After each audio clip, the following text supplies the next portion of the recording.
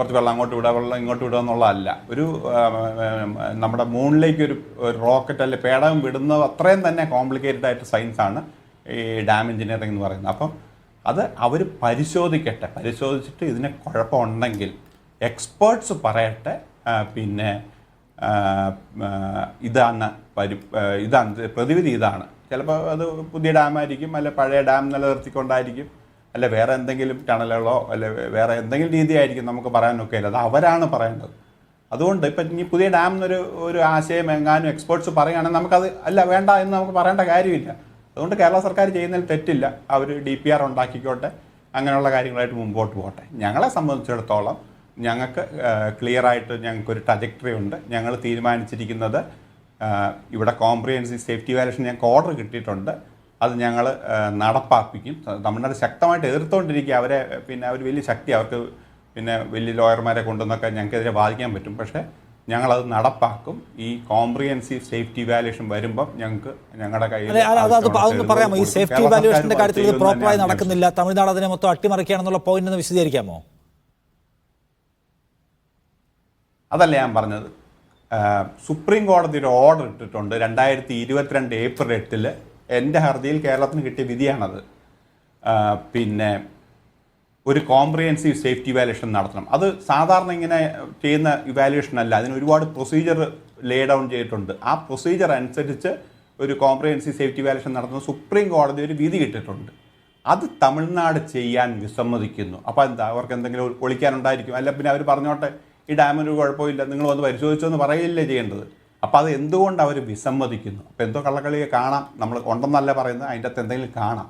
അപ്പോൾ ഞങ്ങൾ അത് നിർബന്ധിച്ച് ഈ സേഫ്റ്റി ഇവാലുവേഷൻ നടത്തി കഴിയുമ്പോൾ അതിൻ്റെ അകത്ത് എന്താ കുഴപ്പം എന്നുള്ളത് ഉണ്ടെങ്കിൽ വെളിവരും.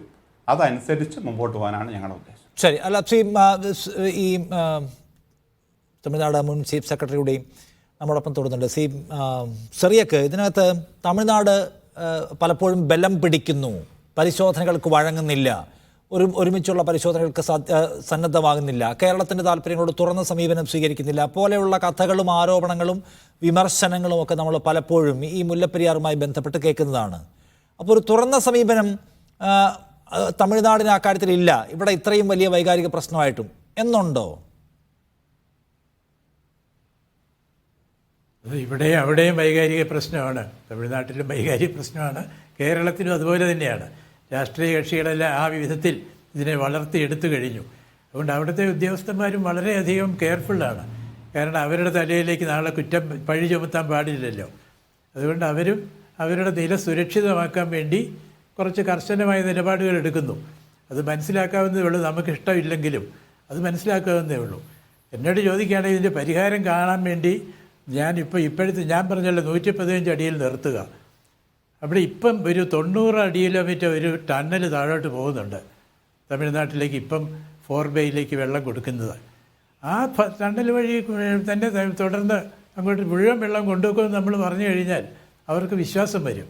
നിങ്ങളുടെ ആ ടന്നൽ തുറന്ന് പരിരക്ഷിച്ചോ, അതുവഴിയിലേക്ക് തന്നെ ഞങ്ങൾ എല്ലാ വെള്ളവും കൊണ്ടുപോക്കോ എന്ന് പറഞ്ഞു കഴിഞ്ഞാൽ 115 അടി എന്ന് പറഞ്ഞാൽ.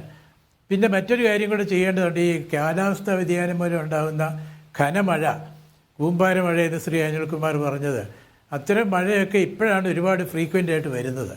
അതുകൊണ്ട് ഈ സ്പിൽവേ കപ്പാസിറ്റി ശ്രീ ജോസഫ് പറഞ്ഞതുപോലെ ഡാം മുഴുവൻ വെള്ളത്തിനടിയിലായാൽ അതിൻ്റെ വെയിറ്റിൻ്റെ ഇഫക്റ്റ് പോയി, അത് തകരും, അത് പരാജയപ്പെടും. അതുകൊണ്ട് നമ്മൾ ചെയ്യേണ്ടത് ആ ഒരു സ്പിൽവേ കപ്പാസിറ്റി ഉടനെ വർദ്ധിപ്പിക്കണം. സ്പിൽവേ കപ്പാസിറ്റി വർദ്ധിപ്പിച്ചു കഴിഞ്ഞാൽ കൂമ്പാരമഴ വന്നാലും നമ്മൾ ഭയപ്പെടാനില്ല, മുഴുവൻ വെള്ളവും സ്പിൽവേ വഴി തന്നെ താഴോട്ട് പൊക്കോളുമെന്ന് നമുക്ക് പ്രതീക്ഷിക്കാം. അപ്പോൾ അത് ചെയ്യുകയും വേണം. ഈ 115 പതയും മതി.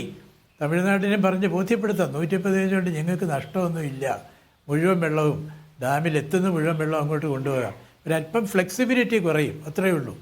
ആ ഫ്ലെക്സിബിലിറ്റിക്ക് സാരമില്ല. നമ്മുടെ കേരളവുമായിട്ടുള്ള ഒരു സുഹൃത്ത് ബന്ധം നിലനിർത്താനും ഈ ഒരു തലവേദനയായിട്ടുള്ള ഈ പ്രശ്നത്തിന് സ്ഥിരമായ പരിഹാരം കാണാനും കേരളത്തിലെ ഭരണകക്ഷിക്കാരും പ്രതിപക്ഷവും കൂടെ ഒന്നിച്ച് തമിഴ്നാടിന് കൊടുക്കേണ്ട വാഗ്ദാനം ഈ 999 കൊല്ലമല്ല, അത് കഴിഞ്ഞാലും ഞങ്ങൾക്ക് വെള്ളം കിട്ടും.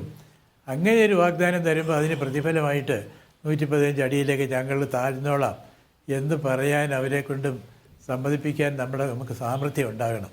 നമ്മുടെ മുഖ്യമന്ത്രിയും കൂട്ടരുമൊക്കെ അതിന് ശ്രമിച്ചാൽ തീർച്ചയായിട്ടും മുഖ്യമന്ത്രിയും ജലസേചന മന്ത്രിയും അദ്ദേഹമൊക്കെ അദ്ദേഹം ഇടുക്കിക്കാരും കൂടെയാണ്. തീർച്ചയായിട്ടും ശ്രമിക്കുകയാണെങ്കിൽ അത് വിജയകരമാകുമെന്ന് തന്നെയാണ് എൻ്റെ പ്രതീക്ഷ.